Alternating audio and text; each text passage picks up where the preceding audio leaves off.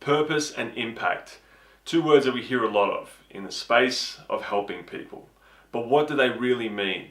And how do you find purpose? And how do you define impact? I think the two are linked. I think that purpose is a combination of the impact you're able to have as well as your own happiness. Happiness is something that we can talk about another time, but impact is something that really needs to be defined in order to be attained. What's a good impact? Let me explain. It can be very difficult to compare impacts when we're looking at two different things, like how much money we should put into saving people's legs versus saving people's arms. There are a lot of different ways that we can help people, and it can be difficult to scale and rank them in a way that makes any sense for people who are assessing their own ability to impact. A good impact is comprehensive, it's long-term, it's inclusive, and it's high output for low input. A poor impact is short-term, it's not comprehensive, it's singular, it's not inclusive, and it's high input for low output. So when people say things like, isn't doing something better than doing nothing? Yes, I suppose it is. But let's not confuse a good impact with one that isn't as good.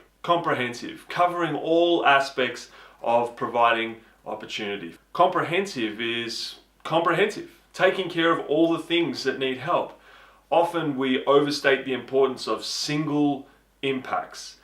Giving one meal, giving one item of clothing, or even 5 meals. Comprehensive impact is one that takes into consideration all of these things and finds an answer. Inclusive impacts are ones that don't focus on how you come to need help in the first place. It doesn't matter if you come to need a house because you are a refugee or displaced from your home because your parents abused you, or because you lost your job and can no longer afford it. It doesn't matter how you come to need a house. Housing solutions should provide housing solutions. They should be inclusive. In the same way as when you go to a hospital, it doesn't matter how you come to break your leg, you get treated for a broken leg. We need to treat social help in the same way. Low input, high output outcomes are also the gold standard of impact. To get that happening, we need to have people who are good at what they do, and they need to be allowed to do what they're good at. You're not going to have the same positive impact by having 50 accountants go and plant trees as having 50 landscapers go and plant trees. In the same way that you're not going to have the same impact by having 50 landscapers go and help people with their accounting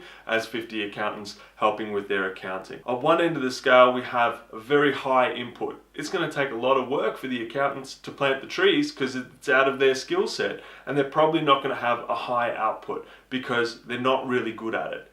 Likewise, the accountants are able to have a very high output for a low input by doing what they're good at. And that's something that we'll get to when it comes to purpose, in that it is so important that people do what they're good at, and people are encouraged to be very, very good in order to have a fantastic impact. Long-term impacts.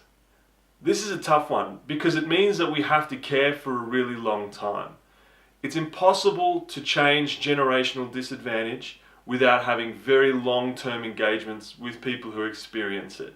The long-term nature of impact is something that is often missed by one-off donations, one-off participation in events. To make it comprehensive, to make it inclusive, to make it long-term, and to get high output for low input, we need to make it as easy as possible for people to participate and for people to have those impacts. If you're looking for your purpose and you're tying it to the impact you're able to have, then you need to be looking for places and people and opportunities that provide the most comprehensive, inclusive, long-term, high output for low input impacts. That's where it's at. That's where you're going to find the most satisfaction in the long term, and that's where the people who need help will get the most benefit. So keep looking for opportunities to do good. Keep looking for opportunities to be really good at something. And as always, just be nice.